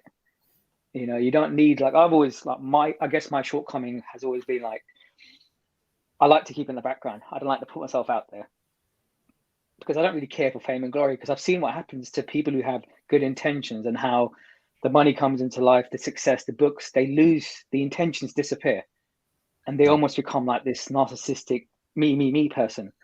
I don't want to become that. I know I won't, but I use that as an excuse to not step forward, to go into that cave basically. So I know what I need to kind of do, which is jump right in and say, here you go, welcome to the world, for me. But that's my thing I'm still working on, my kind of shadow. It's been with me for a long time, but I'm slowly getting there. I've taken more steps forward this year than I've ever done. And one thing I do say hand on my heart is I thank a lot to Owen. Like this time last year, I think it was, we connected. He brought me into his little world, and I'm grateful for that. And again, something like this, everyone's connecting and it's going to go forward and further now. This is going to definitely create a ripple effect. I'm sure we'll connect in the background. Absolutely, man. And it helps being around other people too. I think that's why Napoleon Hill talks about the law of environment, or they say in self-help, the 5 people you surround with. But I mean, we still have all kinds of varied friends, but being able to cue off of a group and seeing someone else do something makes you realize, oh shit, I can do it too. I think we all have kind of a ceiling and a floor, like of what we accept. Kind of like we were talking, like you were saying, like if you're at 30, that's here. And then they get up to like 55 or 60 or whatever. And they're like, all right, that's enough. We have that financially. We have that, for our health and all these different things. So, kind of taking inventory and figuring out, where is my bottom? If that's like, $1,000 a month, is like where I'm like, oh my God, I got to do something, where is that, where is that spark going to be? And then where do we get to where we're like, okay, that's enough. I'm comfortable. I'm, cozy now, and I don't need to try anymore. And I think with what you were talking about, Paul, like identifying those sort of characters that we embody, because it's so true, man. Like there's so many facets to each and every one of us. We're not just one thing. The world wants to homogenize us and put us in a box and be like, this is who you are, and that's all you are. Like you're a comic, or you're a coach, or you're a this. And it's like, dude, we are all so much more than that. We have the capability and the capacity to play so many roles. Even just through taking an acting process that I took last year, kind of shifted me out from what I would call self-help, and like kind of focusing on the healing and the trauma, and made me start to look into what I would maybe define as more self-development, which is like Indy was saying, like polishing that diamond, allowing it to be what it is, being okay with myself as that indulgent beaver on the couch, instead of guilting and shaming myself, for like, I'm supposed to be. And it's like, dude, sit down and eat some food, or like watch a movie. It's okay. You don't have to freak out about that particular aspect. Embrace that part of yourself, and then ask, I think that's the next step. What is this part of myself? What is it saving me from? What is its purpose? Why do I have it? Instead of kind of pretending like it's not there, casting it away, being mean to it, and then actually just further developing that that stuff is just eventually going to come boil back up to the surface. It's like in Hindu mythology. I don't know if you guys know much of it, but there's this one deity that has 10 heads. And I remember growing up thinking, there's probably not a person alive with 10 heads. But it's back to what Paul says, that 10 heads was a metaphor of the multiple personalities we have. But we don't acknowledge those 10 heads. We just focus on the one that's here now. So it goes back to, and I think that's a great point that Paul was saying about looking to those different personas and building a bridge between them and realizing that is a part of you, and not shunning it or shaming it or feeling that it's wrong, and accepting it. So when you want to be the beaver on the couch and have your popcorn and movie, cool. But then as soon as you get up, you're going to be the next personality and so forth. But that's all a part of you. Then it integrates as the one whole, and that's what I guess you be you, whatever that is. I love that, and it goes back to something you said before. We touched on this the weekend. It's like it annoys me that like people will often say, "Well, life doesn't have an instruction book," and I realized a few months ago, I was like, it does. There's loads of instruction books. We just didn't get taught them. Like no, that 10 head thing. Like how old is? Where's that from? Is that 2,000 years old? That's Hinduism is probably one of the oldest religions in the world. So we're talking thousands of years. And think about, and we talk about this now, and it sounds like loads of people. When I first heard this, it's like, wow, what an amazing new idea. And you're like, no, it's thousands of years old. It's like, this is it though. Like you want the greatest teacher? Just go and sit in a park, watch the waterfall. Nature teaches you lessons every day. I think the Taoist philosophy of water, for example, water is lazy. It seeks the path of least resistance. So if you want to be like water, like Bruce Lee says, be lazy and go with the flow, because it will seek the path of least resistance. So don't go against it. But we're very much like, go against the current. We need to fight. It's like, nah, let go and let it take you where it's going to take you. There's no rush. Nature has its seasons, has its time. It doesn't rush to blossom its flowers. It says, cool, that's going to be February, March.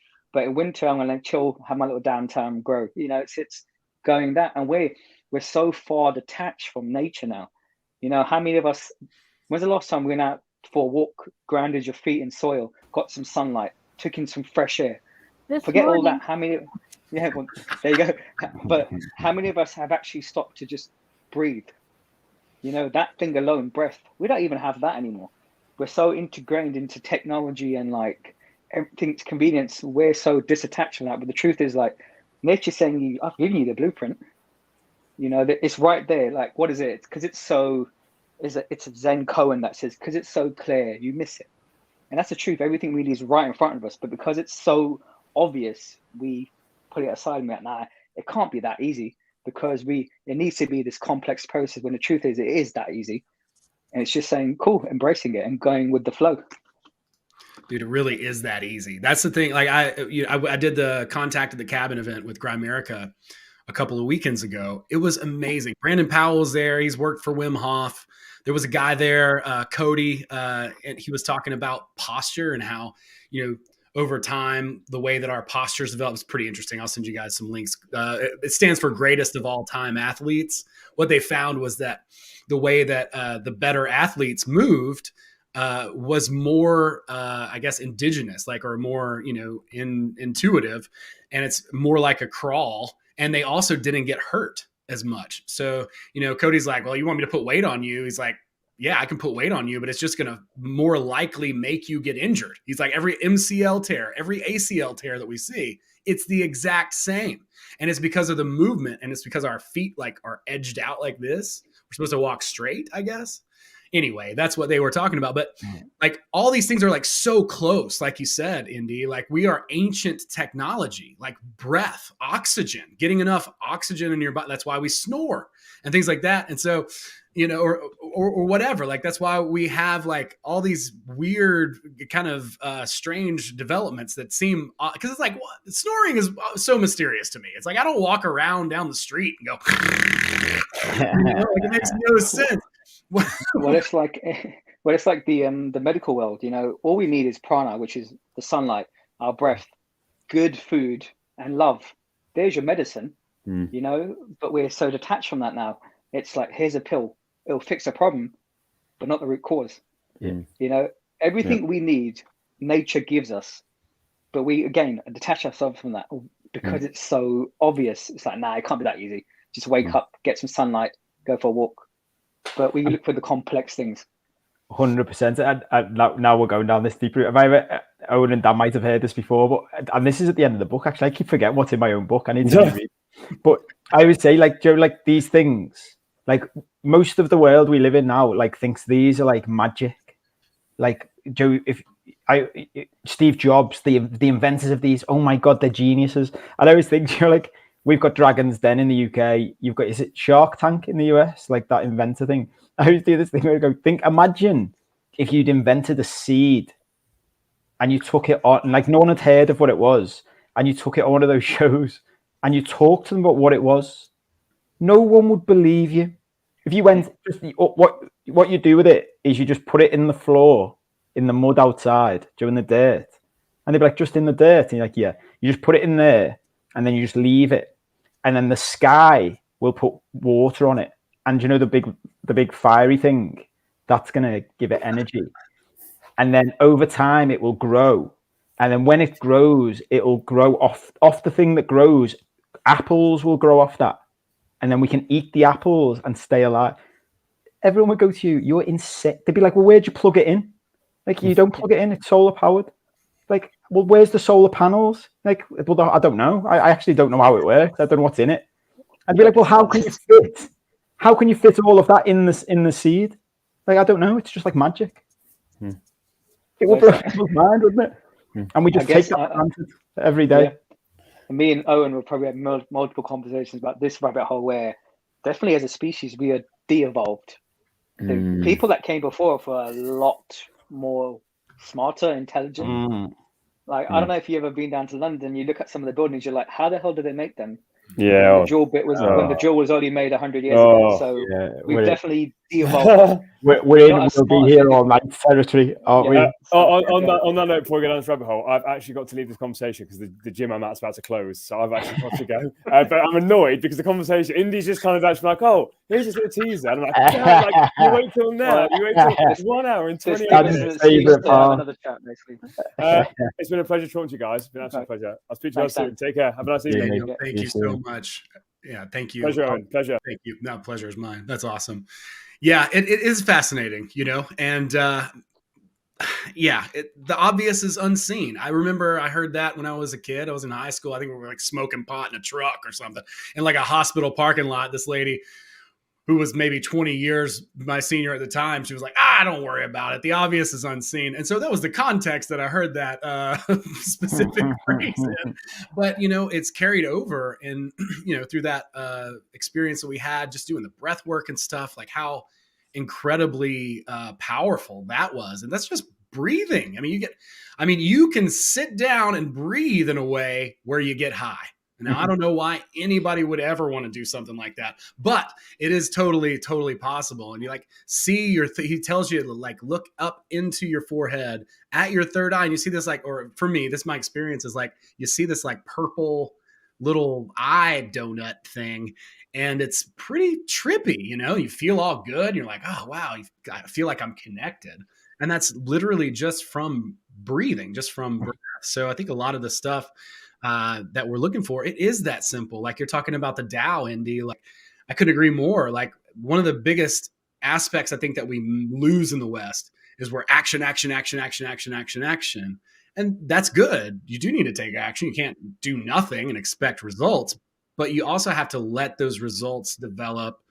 And there's a process that is happening in nature, like you talk about with the water. The water knows exactly what it's doing. It's found the path of least resistance. It's always flowing downhill and making itself, go in that way. Well, it's out of intention, isn't it? In reality transurfing, when it's right, you set your intention, you let go, and then you take action, like intuitive action, not forcing it. So you set your intention, then you're like, okay, cool. The rest is up to you. And then naturally you'll connect with someone. Then you take a step. It's going with its current instead of forcing it. That's when it never happens. That's good. Yeah. Force is just, that brings back to David Hawkins' model, which I'm not allowed to share on YouTube, copyright strike, but power versus force. What? For real? Yeah. Oh, really? Brother. Yeah. But this is what always makes me laugh when these people have created these books to empower people, but you can't share the information then. Yeah. I was just thinking that. You need to let go of that, shouldn't he? Yeah, so where's your greed gone now? It's yeah. Well, it's not him, he's no longer with us. It's his publisher. Yeah, it's his organization or whatever. Right. But it is funny. The irony is really thick. Crazy. Yeah. Because the crazy irony is it? Move people up on the scale and then you're just keeping them down on the scale by saying that you can't, Right. Yeah. Double irony. but yeah, the idea, power, empowerment, letting the universe do its work, working from, inside our own intuition and not trying to shove the material world. Lehman, who you gave it credit. You gave them credit. It blows my mind. That's all right. I'll make my own fucking model. You know what I'm saying? Exactly. I don't need his. I was just trying to push people to that, particular work because it changed my life. It was a fantastic book, both of them, Letting Go and Power versus Force. Power versus Force, yeah. I highly recommend downloading those for free on the internet whenever you guys can. I'm sure there's PDF on the pirate bay. But yeah, no, like I said, understanding that when we are pushing and trying to change the world and force the world from this three-dimensional place, we're really at its own mercy. We're not coming from a place of empowerment. We're not coming from again, it's excess potential, isn't it? Yeah. The more you want something, the more you push it further away. And this moment you're like, forget it. It comes after you, doesn't it? So, one of my favorite things, very simple thing on that. And I love imagery, and all weekend I'm just telling stories and putting imagery in people's heads with Dan. And I just a very simple way to say it. We've all been taught to chase our dreams, to chase money. And I always just go to people, by definition, if you're chasing something, what is it doing? Everyone's like, you see it in their face. They go, oh shit. This is the one thing Fuck away from me. Yeah. This is the one thing I took away from the NLP, the linguistics. Even that word grind, everyone finds that grind culture. Then grind is associated with very hard work and effort, and it's that's a negative connotation for the work of you need to grind to get what you want. It's no, you don't. So again, the words we speak give us, dictate what happens to us. So that alone, managing how you say what you say, But again, people are caught up in that. You're saying chase, grind, all those are the words that are very aggressive and actually pushing things away. Well, maybe it is some sort of a conspiracy theory out there because we can't get what we want then because other people want it for themselves. Right. Greedy. Yeah, well, I mean, if you look into NLP and then contrast it with like nonviolent, NVC, nonviolent communication, two completely different worlds. Yeah. One is kind of like, how can we manipulate people into doing what we want them to? Well, and this is it. I remember when I did NLP, one of the things I had to do was read The Game by Neil Strauss. Mm-hmm. And you realize how NLP is used in a negative way to manipulate women. And then I remember someone told me about this course called the Landmark Forum. This was in 2010, and self-help course. Yeah, but they use negative NLP to manipulate you into buying more courses. And it becomes a cult. They make you cry on stage. I have a funny story about that. So it was the forum. Then before that there was S, and there were spin-offs, and there was another one called Life Spring Summit Workshops. So I attend. It's $500. It was quite pricey, and this was the early 80s. And I remember we get passed around this sheet of paper that we're all supposed to sign with this. It's a bullet point thing list of all the stuff we participants are supposed to agree to. I have an El Marco, and I'm like I'm reading down. I'm like, I'm not coming in 3 times a week and answer your fucking phones. Like, what? So I took the El Marco. I just crossed out everything that I wasn't going to agree to, which was everything on there except that I was participating and I was not on drugs and I was not going to hold them responsible. And sure enough, my paper with all this black marker stuff is on top, and the facilitator goes, "Who the fuck did this?" And I'm just like, here we go. I'm a shit disturber. And I get up on the stage, and the guy is like, he's right in my face. And he starts screaming at me about how I'm unable to follow directions. And I said, oh, no, mister. I'm not a fucking sheep. I don't agree to any of this. I'm not going to sign off on something I'm not going to agree to. And that is your problem. And he didn't know what to do. And I got offered a job. Love it. They offered me that fucking job. The guy didn't know what to do with me because I was like, no, I'm sorry. I've been on my own since I was 14. Fuck off. I'm not doing shit for you for free. She got offered a job redacting government documents. Oh my God. Unbelievable. But those people, so many of them were weak-minded. I was like 19 at the time, and I wasn't having it. And they fall for it. They fall for this, I'm just going to just go along to get along, or they're mesmerized, because they want to belong. The whole personal development world is built upon people's insecurities and fears. Mm-hmm. You're going to have potential clients for years, and they will use the right wordings and things to reel you back in for more. Yeah. And I was like, that's not what it's about. Like me as a coach, for example, my job's always been to get someone to a point where they turn around and say, thank you, but I don't need you anymore. Yeah. That's what it's about. You shouldn't have this, you shouldn't look to people to give you this kind of guruship or like whatever they want to think. And this is why like the personal development world again is great, but there's another side turn. It goes back to what we're saying. Everything's up and, duality, black and white, up and down. So there's going to be negative elements and there's going to be positive elements. Yeah, that's just the way things are. It was so devious and coercive. And I remember people were looking at me like, what is she doing? She's altering this piece of paper. And I'm like, yeah, you're damn right I am. I'm going to alter it. This is like, no, I'm not buying it. I love that story, and at the same time, I always have this thing doing like I'll be watching Russell Brand or something like that, and he's talking about like waking everybody up, and I always say I'm not so sure that's such a good idea. Like if you woke everybody up at once, we'd wake up. If everyone was like us, we'd wake up tomorrow and there would be no electricity. Everyone would go, what's happened to the electricity? You're like, well, do you know everyone who worked in the electricity factory? they just decided to take the day off Yeah. and to sit on the couch and embrace their laziness. And we'd be like, This is it though, is like this whole world as well is like, we're not anything better just because we're willing to understand ourselves. It doesn't mean we've created this sort of status that we're better than anyone else who doesn't choose to do that. And I'm always like, it's always a level playing field. This is how I'm choosing to perceive my reality. It doesn't mean I'm better than him who doesn't want to understand himself, because not everyone needs to do that work, because sometimes it can open a greater can of worms that can actually further detriment them. It's so a lot this of work, responsibility. that's yeah, couldn't agree more. to realize that. Self-responsibility, yeah, and to like be.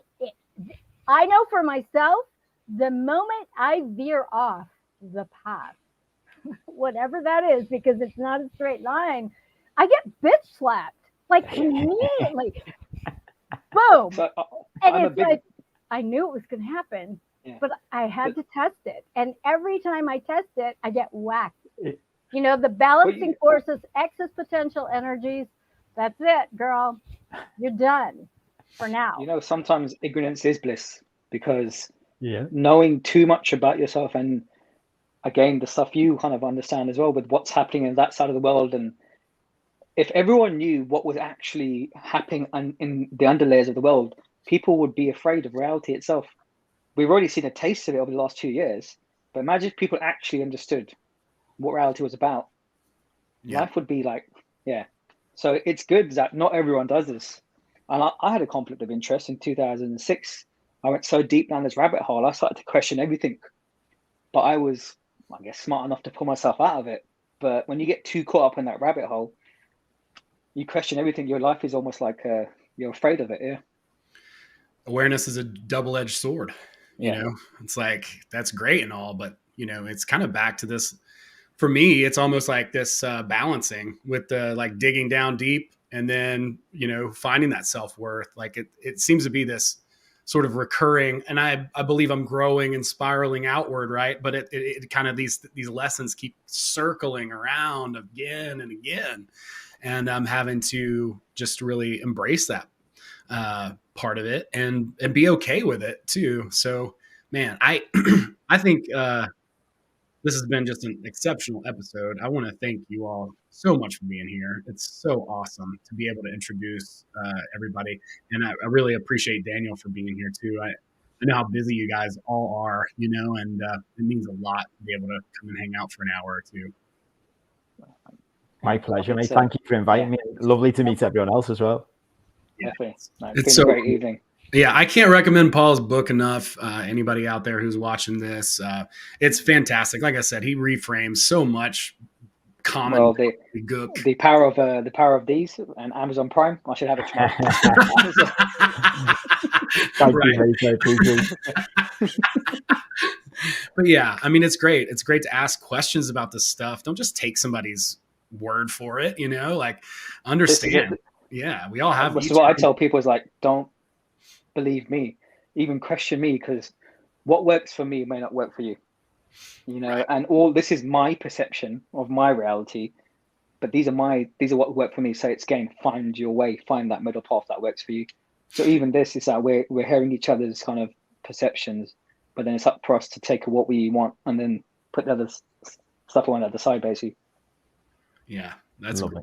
And it's great. I appreciate the tool, man. Like, definitely will be kind of doing some inventory myself about the different parts of me. This is funny, you know. I go up, I try to do comedy. I'm like, I don't feel funny today. You know, I feel like business Owen or fucking, you know, poet Owen or whatever, or really bad carpenter Owen or whatever personality that tends to be. And then other times I do feel that like silliness and those types of things. But I know there are all these different parts of ourselves that are working in, you know, with each other and sometimes not so with each other, that need to be identified and incorporated and integrated. So I hope that helped folks out there. I hope it certainly helped. It's certainly helpful for me. And like I said, you know, I really appreciate you guys being here. Like, as far as coaches go, I'm just honored to be able to hang out with you guys. Paul, you and I have had the opportunity to hang out with Dan and have a couple calls where we're supposed to talk about business and we just never we just have too much fun. Our conversations are way better than business. I can talk to so many people about business. And the conversations we have, I'm like, I can't have these conversations. And if I had the conversations we have in public with people I know, they would lock me up. My family would be like, he has finally gone. He has finally lost his mind. We need to have a coffee, Paul. I'm coming up to Liverpool. Yeah. Do it. Yeah, that's awesome. Yeah, I'm really excited about that. And Indy's been, we've been, like I said, talking for over a year now, and that's been great. So I'm really excited to be able to facilitate an exchange between you guys, because I know, you all are so wonderful and talented. And our very own James got to hang out with Maria. I'm a little envious. It was really fun. Yeah, you guys look like you were having a great time, and set up the sonic portal in your house. With the man. It was really cool. That's really, really cool. That's amazing. Well, Indy, you want to tell everybody what you're up to and where they can find your work? Where's best? You can find me on Instagram under Coach by Indy. My website coachbyindy.com. If anybody's looking for any kind of fitness advice or looking to just take control of their life, just give me a shout there. But just catch me on Instagram under Coach by Indy. That's awesome. Paul, I know you are all over the airwaves. Where do you suggest people go and find you? Yeah, so I either go to the website, which is Paul, Paul, the number 7, cope, cope.com, or go to @Paul7Cope at any of the social media things, and you can get loads of free stuff. That's awesome. Yeah, definitely download his book. Like I said, the first 4 chapters, absolutely free, or you can order it. It is excellent book. Maria, please let us all know too where we can find you and what you're working on. You can find me at the new website, lots of free stuff there, lovetruthandbeauty.com, or Instagram @dakini.kiss. Mwah. We'll be searching for you there. That's wonderful. You're lovely. And thank you all so very much. You guys can find me at bluecollarmystics.org. We're starting another Instagram, Blue Collar Mystics on Instagram. I'll try not to share David Hawkins maps there. But then for me, you can find me at Bootsy Greenwood on all the platforms, all over the place. So thanks everybody so much for taking some time and hanging out with us today.